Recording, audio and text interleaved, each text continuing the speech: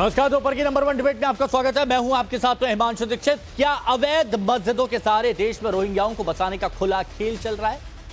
क्या देवभूमि में माहौल खराब करने की एक बड़ी साजिश रची जा रही है? शिमला में अवैध मस्जिद को लेकर, ये जो आप यहां पर देख रहे हैं ना, ये अवैध मस्जिद को लेकर विवाद इतना बढ़ता जा रहा है कि आज जुमे की नमाज भी है। दूसरी तरफ हिंदू संगठनों का मस्जिद को गिराने को लेकर अल्टीमेटम की जो मियाद थी वो भी खत्म हो रही है। और इसी बीच आरोप लगाए जा रहे हैं कि हिमाचल में रोहिंग्या और दूसरी जमात के लोगों को बसाने का खुला खेल हो रहा है। जनता के साथ सुक्खू सरकार के मंत्री विधानसभा में इस बात को कह रहे हैं। मस्जिद विवाद पर अज़दुद्दीन ओवैसी भी मैदान में है। कांग्रेस को आरएसएस की भाषा बोलने का आरोप लगा रहे हैं कि कांग्रेस तो आरएसएस की भाषा बोल रही है। सवाल है, अगर मस्जिद अवैध है तो फिर उसे वैध बताने की साजिश क्यों की जा रही है? और सबसे बड़ा सवाल तो यह है कि क्या देवभूमि में रोहिंग्या और घुसपैठियों को बसाने की साजिश हो रही है? आज इस मुद्दे पर बात करेंगे, लेकिन पहले एक रिपोर्ट आपके सामने।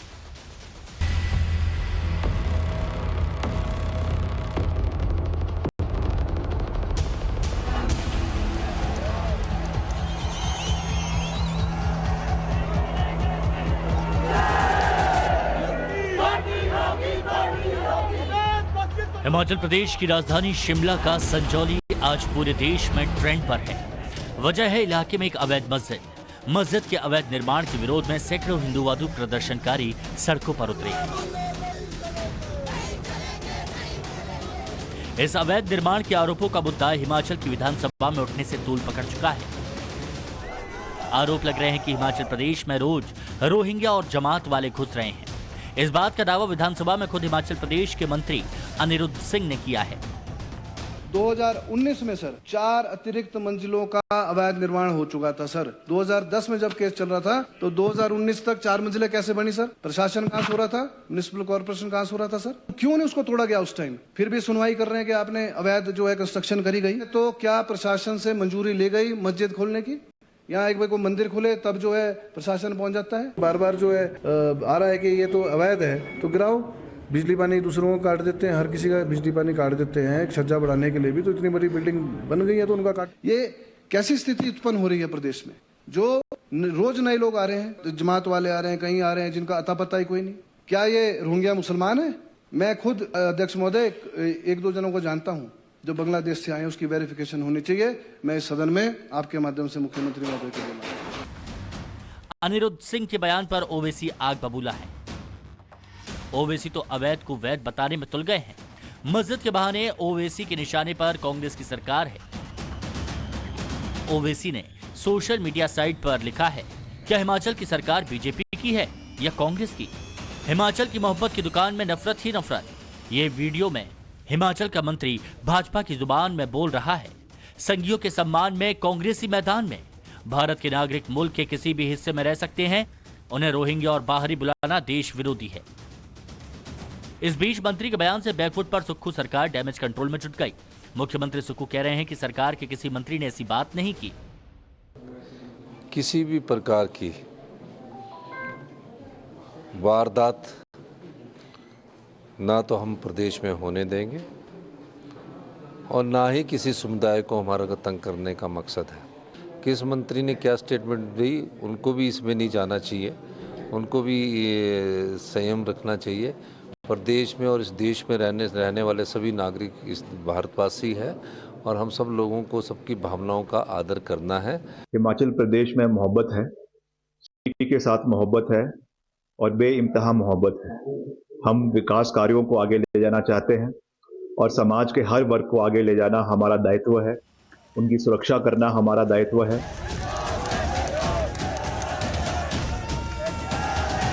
सरकार भले कुछ भी कह रही है, लेकिन शिमला की जनता का गुस्सा जायज है। इलाके की जनता का कहना है कि वहां बसे लोग बाहरी हैं और उनके रहने से उनके परिवारों को कई दिक्कतों का सामना करना पड़ रहा है।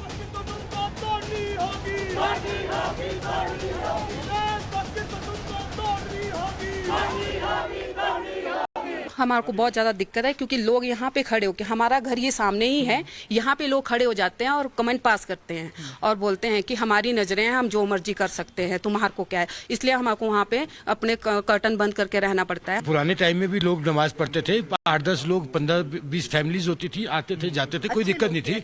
अभी भी है वो लोग, पर वो लोग यहाँ नजर नहीं आते। अब तो सारे नए चेहरे नजर आ रहे हैं, मैक्सिमम लोग बाहर से हैं। और ये टॉयलेट्स हैं, इसके डोर ओपन रखे, इनके टॉयलेट्स के जो डोर है वो हमारे विंडो की तरफ है, तो ये डोर जब वजू करते हैं, 5 टाइम आते हैं वजू करने के लिए, तो ये डोर खुले रखते हैं। टॉयलेट्स यूज करते हैं, ओपन टॉयलेट यूज करते हैं, डोर बंद नहीं करते, वो भी हम इनको बोल के डोर बंद करवाते हैं।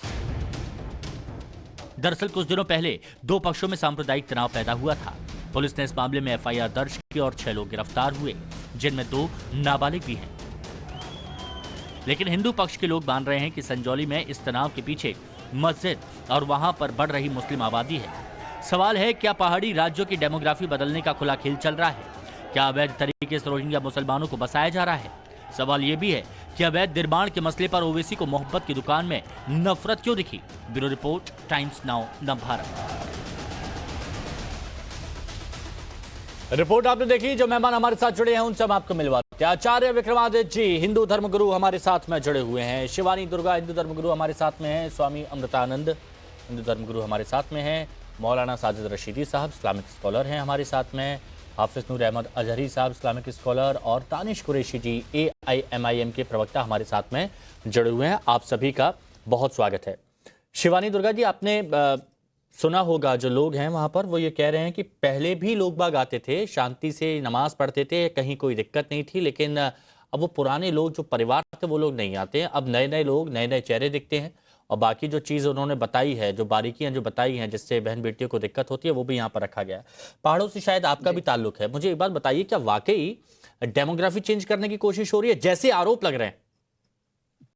जी, हर हर महादेव, और गणेश चतुर्थी आ रही है, उसकी बधाई आप सभी को। ये जो आपने अभी मुद्दा उठाया, ये बहुत समय से आवश्यक था। मैं 4 साल से हिमाचल में हूँ और बहुत सारी चीजें ऑब्जर्व की हैं। मुस्लिम्स को यहाँ बसाया जा रहा है। आप यहाँ की कुछ मार्केट्स हैं, अगर आप वहां पर सर्वे करवाएं तो आपको पता चलेगा मोस्टली सब मुस्लिम्स ने लीज पर ले रखी हैं, और वो 25-25 साल से हैं जो छोड़ना नहीं चाहते। अब वो जगह छोड़ते नहीं है। मुझे मुंह पर, ये मेरा पर्सनल एक्सपीरियंस बताती हूँ, मुझे मुंह पर एक मुस्लिम समुदाय ने बोला था जब मैं उनकी शॉप में गई थी कि हम जहां बस जाते हैं वहां से हटते नहीं हैं, हम गाड़ देते हैं अपना उधर। तो ये शब्द मुझे दिमाग में बैठे, और अब धीरे धीरे मैं देख रही हूँ यहाँ पर भी, क्योंकि मनाली में भी नमाज पढ़ी जाती है और वहां पर भी एप्लीकेशन दी गई है कि हमें जगह दी जाए। जो जगह उनके पास है वो भी लीगल नहीं है उनके पास, वो चाहते हैं कि वहां मस्जिद बनाए। तो इस तरह से ये फैलाव हो रहा है, और ये बिल्कुल सही है कि वो जो रोहिंग्यास के बारे में बताया गया है कि रोहिंग्यास को बसाया जा रहा है, इनका एक स्ट्रेटेजी इन्होंने अपना रखी। जब ये कम होते हैं तो ये भाई भाई करके बहुत स्वीट बात करते हैं, जब ये बढ़ने लगते हैं तो इनका देखने का, इनकी दृष्टि बदल जाती है आपकी तरफ, बहनों बेटियों की तरफ ये गलत तरीके से देखते हैं। गांव गांव में ये रेकी करवाते हैं। इवन जो आपका ट्रैश लेने के लिए आते हैं वो लोग वीडियोस बनाते हैं। यहाँ पर मैं बहुत सारे वीडियोस डाल चुकी हूँ इस पर, क्योंकि मैं ऑब्जर्व कर रही हूँ ये चीज यहाँ रहते हुए। ये छोटे छोटे गांव हैं यहाँ पर, और सब हिंदू हैं, हिंदुओं के गांव है ये। यहाँ पर ये मुस्लिमों को भेजकर रेकी करवाते हैं, वीडियोस बनवाते हैं, और वो वीडियोस कहाँ भेजे जाते हैं ये पता नहीं है। इनके बारे में पता किया जाता है, कंबल के रूप में बेचने के रूप में आते हैं, पता करते हैं कि कौन कितने घर में, एक घर में कितने लोग हैं, एक गांव में कितने लोग हैं। तो ये सब यहाँ क्यों किया जा रहा है? ये बहुत आगे बहुत गंभीर मुद्दा आप यहाँ पर उठा रही हैं अजहरी साहब। ये बताया जा रहा है कि रोहिंग्याओं को बसाने की कोशिश की जा रही है। मंत्री सदन में, विधानसभा में इस बात का जिक्र करते हैं कि 190 लोग रजिस्टर्ड थे, 1900 कहां से आ गए, इसकी बकायदा पूरी जांच होनी चाहिए। अब आप क्या कहेंगे इस पर? पहली बात तो इस मामले को कोर्ट सुन रहा है, ये कोर्ट में विचाराधीन है, जैसा कि मुझे जानकारी मिली। दूसरी बात यह है, जो अभी आप जो अवामी लोगों को सुनवा रहे थे, उन्होंने किसी बहन ने कहा डोर खुली रखते हैं और हमें इस तरह की दिक्कतें होती हैं, इस तरह की बातें हैं, तो उन बातों को उस तरीके से उनका समाधान हो सकता है। रही बात मस्जिद का निर्माण, भारतीय जनता पार्टी की सरकार में हुआ है, और भारतीय जनता पार्टी की सरकार थी तब भी वहां नमाज होती थी, नमाज पढ़ी जाती थी। एक साहब अभी बोल रहे थे कि वो पहले वहां नमाजी कम आते थे, अब ज्यादा आने लगे। नए लोग जो पुराने रहने वाले थे अब वो नहीं दिखते हैं, अब नए लोग बाहर के दिखते हैं। देखिए हमारे मुल्क में बांग्लादेशी कैसे दाखिल होते हैं, पहले ये बात साफ की जाए आज आपके ही चैनल पर। हमें ये बताया जाए हमारे मुल्क की खुफिया एजेंसियां क्या कमजोर हैं? क्या हमारे मुल्क में क्या हमारा जो खुफिया तंत्र है वो देखभाल सही से कर नहीं पा रहा है? अगर नहीं कर पा रहा है तो इसमें बदलाव लाया जाए। नहीं अजहरी साहब, तो इसमें एक बात ये भी है ना अजहरी साहब, इसमें एक बात ये भी है कि हमने 1 बजे की डिबेट भी पाकिस्तानी अफगानिस्तानी, अच्छा सुनिए मेरी बात सुनिए, इसमें एक पॉइंट ये भी है और हम 1 बजे की दोपहर की नंबर 1 डिबेट में इस पर पहले भी चर्चा कर चुके हैं कि पश्चिम बंगाल में ऐसे मदरसे पाए गए जहां पर फर्जी आधार कार्ड बनाए जाते थे और उनको भारत की नागरिकता दी जाती थी, लेकिन जब वो मुद्दा उठाया जाता था तो आप कहते हैं कि टारगेट कर रहे हैं। बिल्कुल आप जहां कांग्रेस की सरकारें हैं, भाजपा की सरकारें नहीं है, वहां पर इस तरह की बातें करके हिंदू समाज को यूनाइट करने के लिए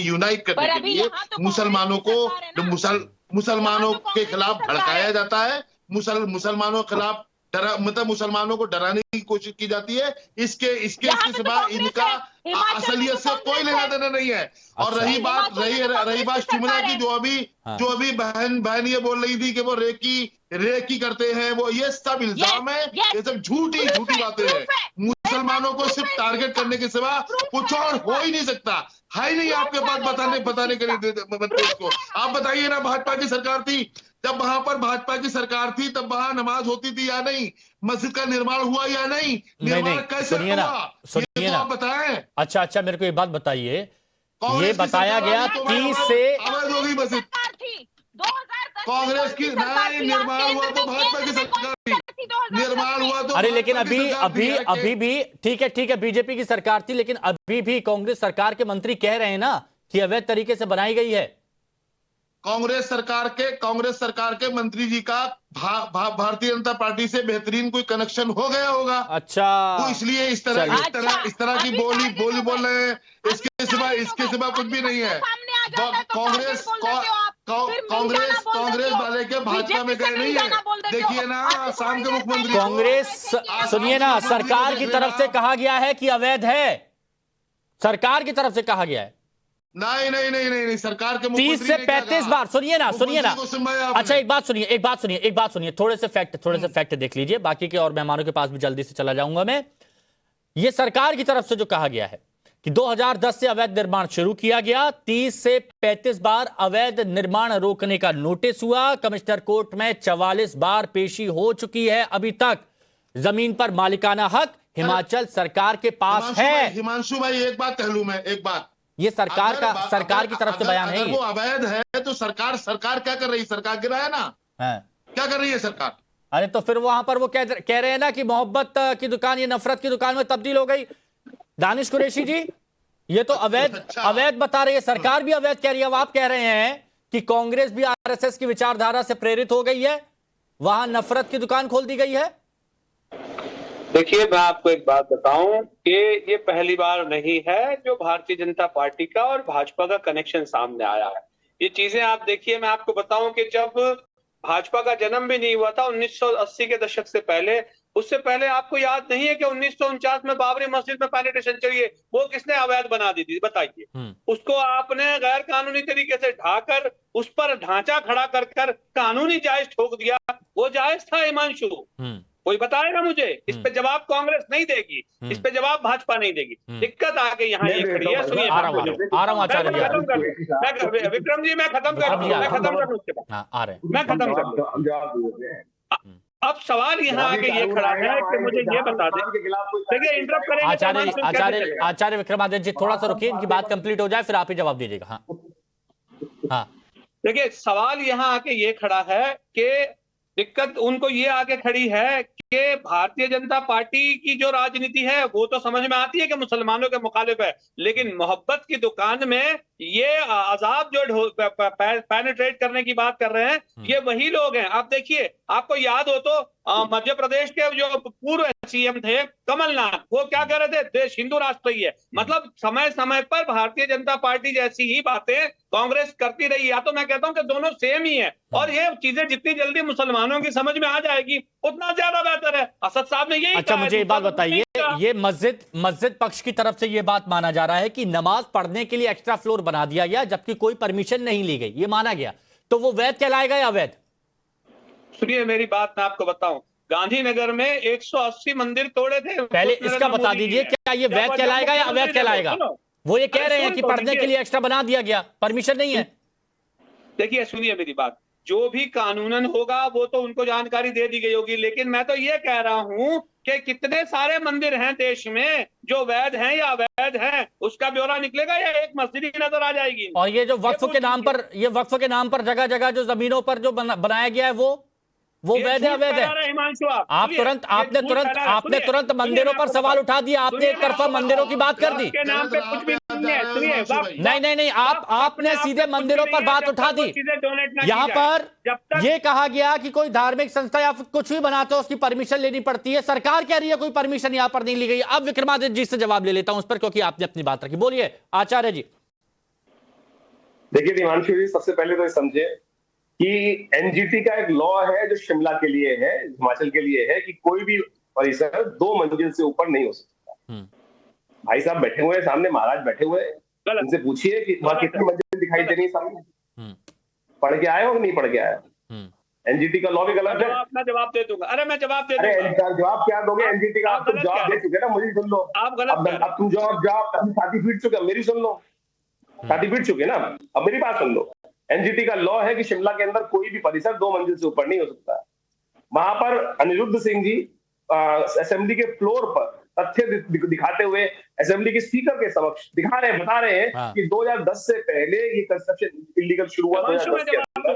और जो मौलाना साहब वहां पर कह रहे हैं कि जमीन वक्फ बोर्ड की है, उसको भी उन्होंने कह दिया कि नहीं साहब, ये जमीन वक्फ बोर्ड की नहीं है, सरकारी जमीन है। फ्लोर ऑफ द हाउस उन्होंने ये बात प्रूव करी है, सामने कागज दिख रहे हैं, लेकिन ये मानने को स्वीकार नहीं, क्योंकि इनको एक आदत पड़ चुकी है कि जो भी इस्लाम के खिलाफ बोलेगा वो को नहीं मानते।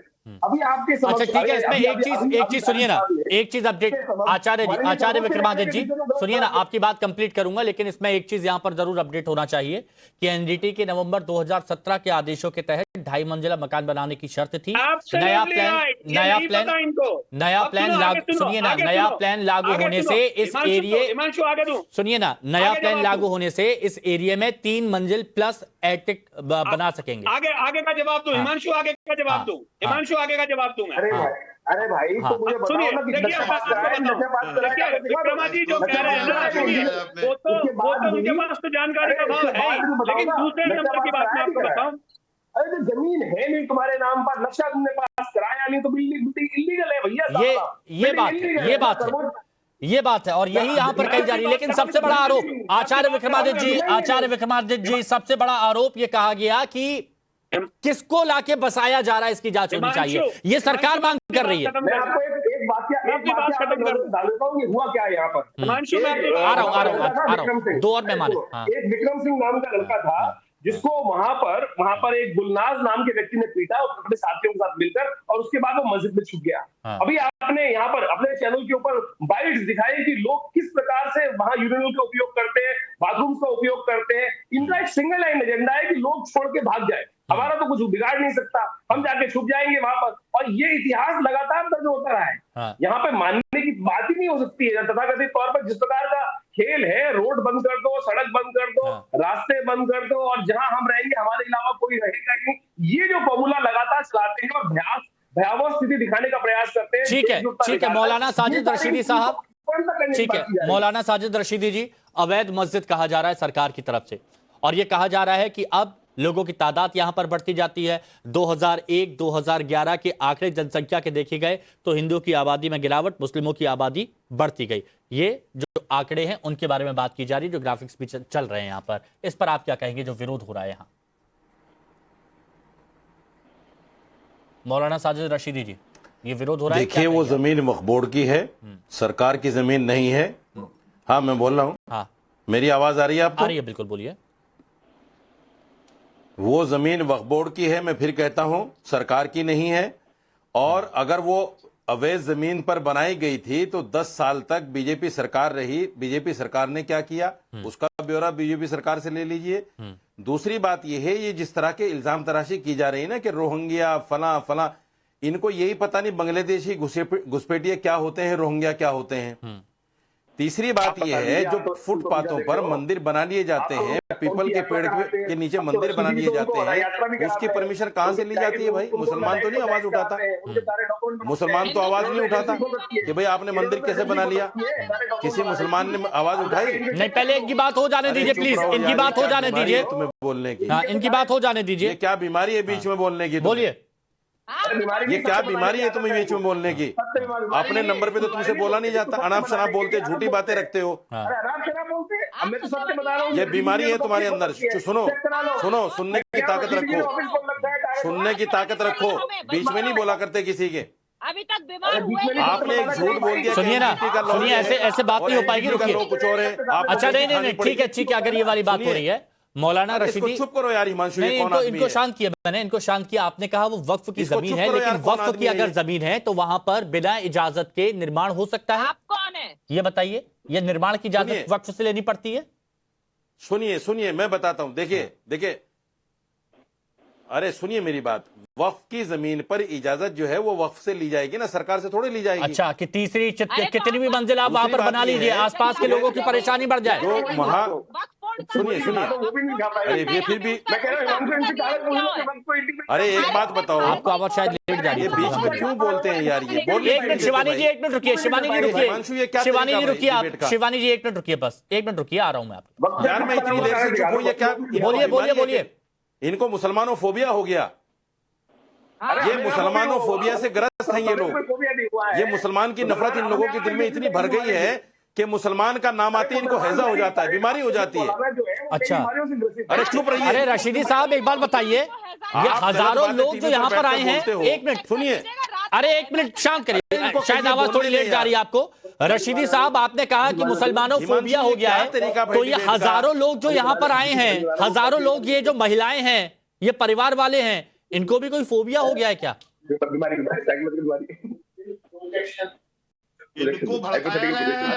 हाँ सुनिए, ये एक नफरत जो फैलाई जा रही थी बीजेपी की तरफ से, उस नफरत का नतीजा है ये। अच्छा, उसी नफरत का नतीजा है ये, मुसलमानों के खिलाफ जो नफरत फैलाई जा रही है। और सुनिए, आप नफरत फैला के मुसलमानों को कम नहीं कर सकते। 30 करोड़ है मुसलमान देश में। आप मारो मोब लिंचिंग में मुसलमानों को, देखो कितना मार सकते हो। लगाओ अपनी पूरी ताकत, करो मोब लिंचिंग मुसलमानों की, लगाओ अपनी ताकत पूरी, देखो कितने लोगों को मार सकते हो। 30 करोड़ है मुसलमान देश में। ये तुम्हारी मौलाना साहब, रखी रह जाएगी। मौलाना साहब कैसी बातें कर रहे हैं आप? कह रहे हैं आप नहीं, 1 मिनट मौलाना साहब, आप कैसी बात कर रहे हैं? आप बोल रहे हैं कि मुसलमानों को डराया जा रहा है, मुसलमानों को मारा जा रहा है, मुसलमानों की मॉब लिंचिंग की जा रही है। भाई आप लोग तो बहुत तेजी के साथ बढ़ रहे हैं, ये आंकड़े बता रहे हैं, ये आंकड़े बता रहे हैं। आप लोग तो बहुत तेजी के साथ बढ़ रहे हैं, और आप बोल रहे हैं कि दबाया जा रहा है, मारा जा रहा है, मॉब लिंचिंग की जा रही है, सताया जा रहा है। ये क्या है? स्वामी अमृतानंद जी, बढ़ने से कौन रोक सकता है? हिमांशु, स्वामी अमृतानंद जी, हिमांशु, हमें बढ़ने से कौन रोक सकता है? क्या कोई ऐसा कानून है कि हम बढ़े ना? जी हिमांशु जी, कि हम ना बढ़े? ऐसा कोई कानून हिमांशु जी बढ़ेंगे नहीं, लेकिन गलत तरीके से जो बाहर से बसाए जा रहे हैं, इस पर सवाल उठाए जा रहे हैं। स्वामी अमृतानंद जी, आप बोलिए। हिमांशु जी 1 मिनट रुकिए है ना। दानिश जी रुकिए, मैं आप लोगों को जवाब देता हूँ। थोड़ा सा पेशेंस रखिए। मैं 1 घंटे यहाँ कब से बैठा हुआ हूँ, मेरे को तो सुनो। अब आप ही की बारी है, स्वामी अमृतानंद जी बोलिए। साजिद जी, आग कौन फैला रहा है? आपकी वाणी से दिख रही है। आग कौन लगाता है? आपकी वाणी से दिख रही है। हम लोगों को ग्लोबली तरीके से देखना चाहिए। एक तरफ देखिए, आसाम में पिछले 10-12 साल में मतलब तुम मुसलमानों को मारो, 8% से शिकायत भी करते तो हम आग फैला रहे हैं। की आबादी हो गई। ये बच्चा पैदा करने का कौन सा आंकड़ा है? पूरे विश्व के जो हमारे देश को जलाने वाली मानसिकता रखने वालों के लिए तथाकथित भारत का अल्पसंख्यक वर्ग उनका साथी बना हुआ है। चाहे आतंकी हमले होते हैं तो ये होते हैं, पत्थरबाजी होती है तो ये होती है, विदेशी फंडिंग तो इनका निकलता है। चारों तरफ आप देखिए, केवल हिमाचल नहीं, पूरा उत्तराखंड देख लीजिए, आसाम देख लीजिए, जो पर्वतीय क्षेत्र है वहां पर इतनी तेजी से इनकी जनसंख्या बढ़ी है। कोई भी मानवीय शक्ति भैया इस तरह से बच्चे तो पैदा कर नहीं सकती। ये लोग इसी तरीके से जो दुनिया में 57 देश बनाए हैं, भारत में सनातन हिंदू धर्म को टारगेट कर, अभी देखिए उत्तर प्रदेश में क्या निकला, एक मदरसे में भारत को जलाने वाली किताब पढ़ाई जा रही है, नकली नोट छापे जा रहे हैं, उस पर ये लोग कुछ नहीं बोलेंगे। इनका पूरा का पूरा स्ट्रक्चर है देश की संस्कृति को खत्म करके, कुचल करके इस्लामिक राष्ट्र को स्थापना करने के हिसाब पर काम करते हैं। और मौलाना साजिद जी आग लगाने की बात करते हैं, इनका तो स्ट्रक्चर, इनकी तो वाणी में आग झलकती है। दूसरे की बात कर रहे हैं, पूरे तरह से, जिस तरह से हिमाचल में, जिस तरह से उत्तराखंड में, जिस तरह से आसाम में, जिस तरह से पर्वतीय क्षेत्र में, जिस तरह से बम्बई आदि में, अब आपने सवाल उठा लिया, जवाब ले लीजिए, जवाब ले लीजिए। ठीक है स्वामी जी जवाब ले लीजिए, तुरंत जवाब ले लीजिए। हाँ बोलिए रशीदी जी। मैं जवाब देता हूं। देखिए, जहां तक जनसंख्या की बात है, हमारे यहाँ जनसंख्या नियंत्रण नहीं है, हम तो बढ़ेंगे तादाद में। आप देखते रहिए, ये 42 के 50 भी होंगे। दूसरी बात, इलीगल तरीके से अगर इमिग्रेट हो रहा है तो ये सरकार का फेलियर है। इसमें मेरा फेलियर थोड़ा ही है, मुसलमानों का फेलियर थोड़ा ही है। अपनी सरकार को गालियां दीजिए, कहिए अपनी सरकार से क्यों आ रहे हैं बांग्लादेश से लोग, क्यों आ रहे हैं बर्मा से लोग, क्यों आ रहे हैं दूसरे मुल्कों से लोग। उनसे तो बोलने की आपको ताकत है नहीं, मोदी से सवाल करने की ताकत नहीं आपके अंदर, मुसलमानों को गालियां दो। मोदी से कहने की ताकत नहीं आपके अंदर, ठीक है, मुसलमानों को गालियां दोगे। ओके शिवानी दुर्गा जी, हम तो बढ़ेंगे, शिवानी दुर्गा जी हम तो बढ़ेंगे, बहुत तेजी से बढ़ेंगे, आप लोग देखते रहिएगा। एजेंडा है ये बीमार जहन के लोग क्यों बिठा लेते हो भाई? 42 है 50 होंगे, हमें ये बीमार लोग क्यों बिठा लेते हो टीवी पे भाई? आग आप लगाना चाह रहे हैं, बीमार दूसरे को बता रहे हैं, मतलब आप ही सबसे स्वामी जी एक मिनट बिठा लेते हो आप। शिवानी दुर्गा जी की आवाज स्वामी जी की डाउन। हाँ शिवानी जी जी, देखिए उन्होंने अपने मुंह से स्वीकार कर लिया। ये बीमार जहन के लोग बिठा लेते हो, ना सुनते हैं ना सुनने देते हैं। इसीलिए भारत में जल्दी से जल्दी यूसीसी कानून लागू हो जाना चाहिए ताकि ये कंट्रोल किया जा सके। नहीं तो ये भारत जैसे इन्होंने 57 देश बना रखे हैं, इसी तरह संख्या बढ़ा कौवे के कोसने से ढोर नहीं मरते, इनका वही तो एजेंडा है। कौवे के कोसने से ढोर नहीं मरते मैडम।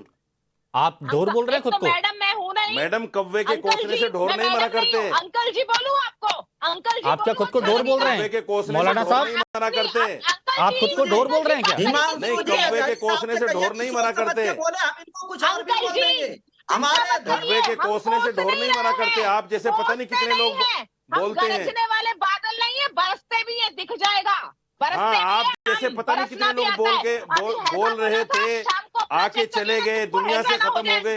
पता नहीं कितने लोग मुसलमानों के खिलाफ एजेंडा लाते हैं। अजहरी साहब, मुसलमान सबर, हाफिज नूर अहमद अजहरी साहब, कार्रवाई, एक मिनट डाउन करिए इसको। हाफिज नूर अहमद अजहरी साहब, अगर कोई अवैध है, सुनिए ना, अगर ये अवैध है और इस पर सरकार की तरफ से एक्शन लिया जाएगा तो क्या आप उसके साथ खड़े हैं या वहां पर भी कहेंगे कि सिर्फ मुसलमानों को टारगेट किया जा रहा है? दानिश जी तुरंत सरकार पहले अवैध उसे साबित तो करे। हाँ, सरकार दस्तावेज दिखा रही है, साबित तो करे। कोई दस्तावेज नहीं है सरकार के पास। अरे आपके पास है दस्तावेज, सरकार कोर्ट में लगे हुए हैं, पेशी हो रही है, तारीख हो रही है कोर्ट में। बस बात यही मैं शुरू से कह रहा हूँ, जब मामला कोर्ट में है तो परेशानी किस बात की भाई? अरे तो आप लोगों की तरफ से आपत्ति जताई जाती है, तारीखें बढ़वाई जाती है, वो तो वहां पर कहा जा रहा है, ग्राउंड रिपोर्ट आपको दिखा देते हैं। हम देश की आखिरी अदालत तक हम चले जाएंगे, जो फैसला हो जाएगा मान लेंगे, और फिर बाद में बोलेंगे कि हमें तो ये किया जा रहा है, वहां पर आप कौन सा अदालत का फैसला मानते हैं? नहीं, हमने दानिश कुरैशी जी, ठीक है, दानिश कुरैशी जी, अभी आपने देखा था, दानिश कुरैशी जी, अभी आपने देखा होगा, दानिश कुरैशी जी क्या मामला सामने आया? बताइए। कुरैशी जी का तो अभी भी बाबर के प्रति प्रेम है। एक मिनट तुरंत, दानिश कुरैशी जी जी। हम हिंदू कोर्ट में देखिए हिमांशु, मैं आपको एक बात बताऊं, बैरिस्टर असदुद्दीन ओवैसी साहब ने कहा था और हम फिर उस बात को दोहरा रहे हैं कि एक बाबरी मस्जिद खोई है अब और कोई मस्जिद नहीं गिराने दी जाएगी। अगर फैसला आया, सरकार ने एक्शन लिया तो क्या करेंगे फिर आप? एक्शन लिया, एक्शन हमने देखा ना बाबरी मस्जिद में सुप्रीम नहीं तो कोर्ट क्या करेंगे, बताइए ना क्या करेंगे, क्या करेंगे, फिर भी क्या करेंगे? नहीं क्या करेंगे बताइए। सुनिए, जमहूरी तौर पे जो कुछ हो सकता है, जमहूरी तौर पे वो सब कुछ करेंगे। हाँ, अगर सरकार और कोर्ट की तरफ से आदेश आएगा तो मानेंगे ना? अरे जमहूरी तौर पे जो कुछ हो अगर कोर्ट ने कह दिया कि दस्तावेज नहीं है, कागज नहीं है, तो आप हटा दीजिए, ये मंजिल हटा दीजिए, तो मानेंगे? अच्छा, आरएसएस के दस्तावेज या फिर आ जाएंगे यहाँ? आरएसएस के अरे दस्तावेज आप इधर का बता दीजिए, उधर आपको दिक्कत है, कोर्ट चले जाइए आप भी। आरएसएस के दस्तावेज हैं आपके पास? तो आरएसएस के पास कोर्ट चले जाइए आप, यहाँ तो कोर्ट मामला पहुंच गया ना। आरएसएस के दस्तावेज हैं आपके अरे पास? मैं क्यों आरएसएस का विचारक थोड़ी ना हूं, ना प्रचारक हूं, मैं तो वही तो आरएसएस पूछ का। रहा हूं। लेकिन यहाँ पर मैं बोल सकता हूँ क्योंकि रिपोर्ट कवर कर रहे हैं हम। प्रचारक और विचारक दोनों हिमांशु भाई। तो आइए आप भी सदस्यता लीजिए। अब बताइए, स्वामी अमृतानंद जी, स्वामी अमृतानंद जी, स्वामी अमृतानंद जी, एक फाइनल कमेंट बताइए। ये इतने सारे लोग हैं, क्या इन सारे लोगों को भड़काया गया है? स्वामी अमृतानंद जी, शॉर्ट में, जल्द से जल्द। मैं कह रहा हूं कि अभी ये अपने मुंह से स्वीकार कर रहे हैं, इनके पास सारे दस्तावेज आरएसएस के हैं, लेकिन इनके मस्जिदों के वक्फ बोर्ड के प्रॉपर्टी का कोई दस्तावेज नहीं है। इनके पास तो अपने दिखाने के लिए कागज नहीं है। ये रोहिंग्याओं को अपने में शामिल करते हैं श्रीमान जी, ये इससे बड़ी साजिश देश के प्रति साजिश चल रही है और ये लोग उसमें पानी दे रहे हैं। ये मैं साठ में कह रहा हूँ। तो ठीक है, देवभूमि में चल रहे इस धर्म युद्ध का अंत कब होता है